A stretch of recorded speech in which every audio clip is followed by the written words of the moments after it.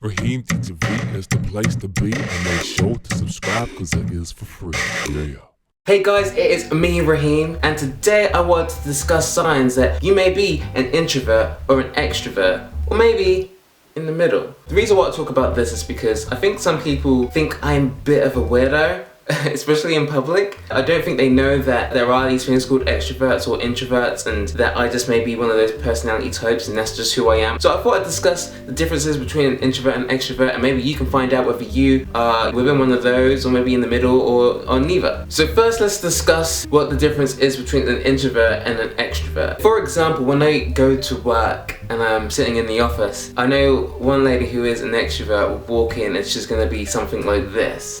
Oh, I've just had the worst day today, you don't even know it. Honestly, I don't even know how I made it in today. You don't even know because I am so tired.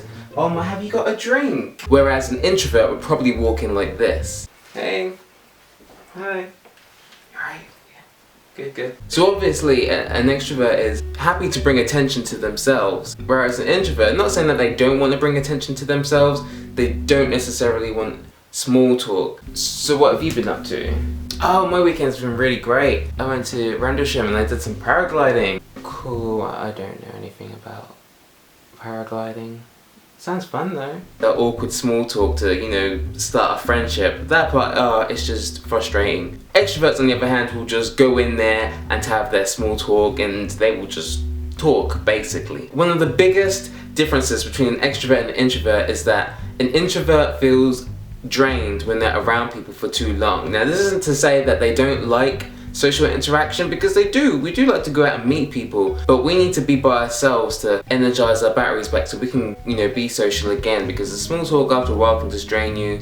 It can be people you like and it can be people who are strangers, but after a while it can just become, you know, just draining and you need to just go home and just be by yourself. I tend to leave house parties like towards the time where everyone goes to sleep, because I just, being around people, I can't sleep because I'm just drained. Even when they're not talking, it's weird, it's really weird. Whereas extroverts tend to love to go to parties and be around loads of people. They would love to be around 10 plus people at a party, whereas an introvert may prefer to just be under 5, you know, in a party. They'd call that big enough. There's also a big difference between being alone and being lonely. And I think people get that messed up as well, because introverts, they like to be alone, but it doesn't necessarily mean they're lonely. We'll find something to do. You know, I'm a quite productive person, so I don't know, I'll try and practice guitar or I'll edit a video. But that doesn't necessarily mean that I want to do that all the time. I still want to hang out with people.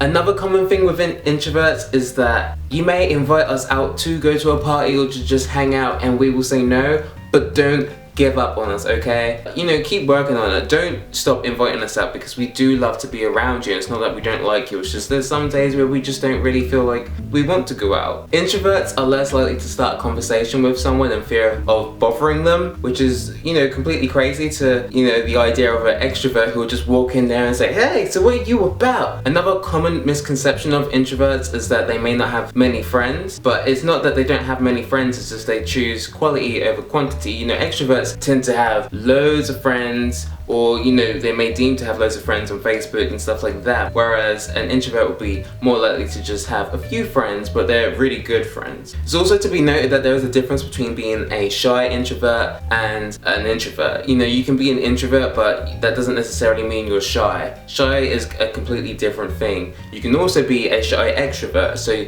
you may want to be the center of attention, you may want to go up and talk to that person, but you may lack confidence or something like that. So, you know, confidence and being shy are two different things in comparison to introvert and extrovert. So I hope you liked that video. That hopefully discussed many different ways of how introverts and extroverts are different. There's also a thing called ambivert, which means you can be in between them and you can share characteristics from both ends. There's a quiz that I did to find out whether I was an introvert or extrovert, or an ambivert. Turns out that I am ambivert. I do have some things that sway towards being an extrovert, but at the same time, I'm slightly an introvert as well. I left it in the description below or wherever it is, and you can check it out. But yeah, also make sure to like this video if you did like it. Yeah, share this around, hopefully, if you liked it and found it interesting. And maybe subscribe as well. And yeah, I guess I will see you guys next week.